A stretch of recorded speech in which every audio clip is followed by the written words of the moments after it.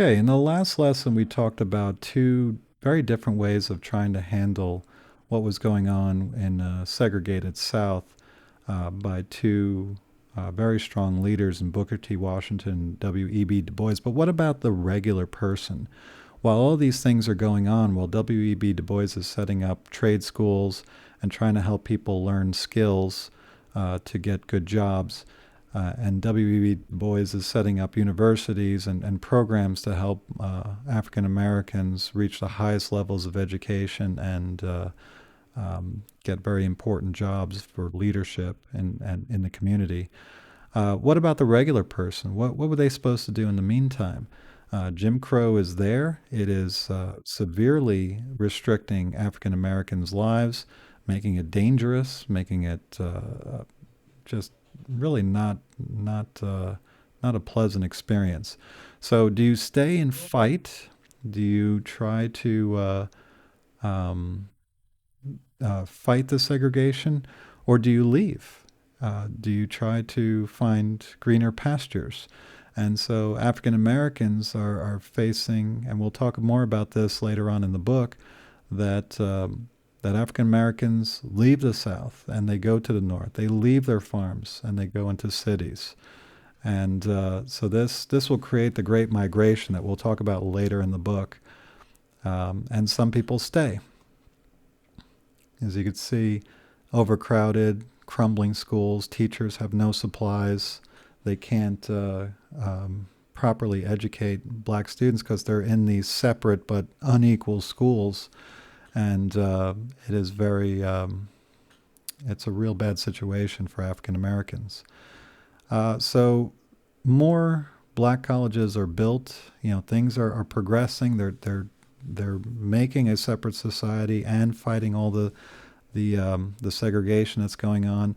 A perfect example is right over here. Bluefield State College, or now Bluefield State University, is a historically black college university that was founded to help African American coal miners' kids get an education. And so this was popping up all over the place: social clubs, volunteer fire departments, orchestras. Um, the communities were really pulling together to set up things to basically set up that parallel society that I discussed earlier in the chapter. Uh, so African Americans, they had to play the game. Here's an example of the water fountains. This is the white water fountains, the colored water fountain. You can see the difference already. You don't have to be a scientist to see that this one's a nicer water fountain than this one. Um, they had to endure a lot of indignities that were going on in the Jim Crow South. So a lot of people decided to leave. They decided to go find a job in the city up north rather than stay and face all these injustices in the South. NAACP, on the other hand, was fighting as hard as they could against these Jim Crow laws. They they took cases to court.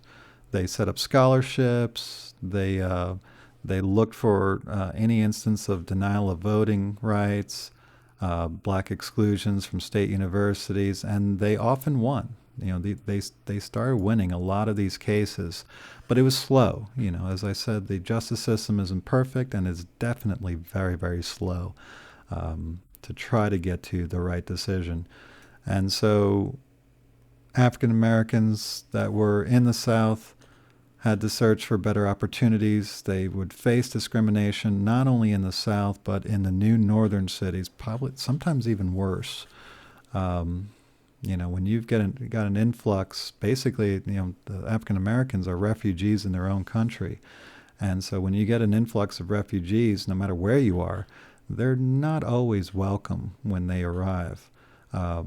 New immigrants, new refugees, which the African Americans are not, but they simulate because of what's going on in the South, um, mean that either you're going to lose your job, for the people that are there natively, or that their bosses are going to cut their pay because, oh, there's these new people here, they're desperate, they'll work for any wage, and so they'll cut the people that have been there the whole time's wage, and so the fear of this happening will lead to a lot of resentment against African Americans. Among other things, you definitely have the racial aspect, but there are practical reasons that move people that would not normally be racist into this category. Um, so the NAACP, as they became more and more successful in their court cases, more and more African Americans started voting.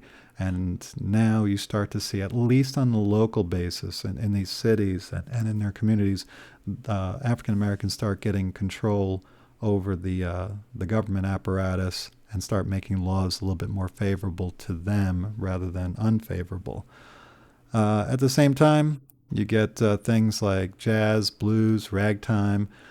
These are going to be extremely unique and popular forms of music that not only allow African Americans to express their culture, but also spread American culture all over the world. People are just amazed by the different sound that's coming out of America because of all this and because of this freedom of African Americans to do what they want and try to separate themselves.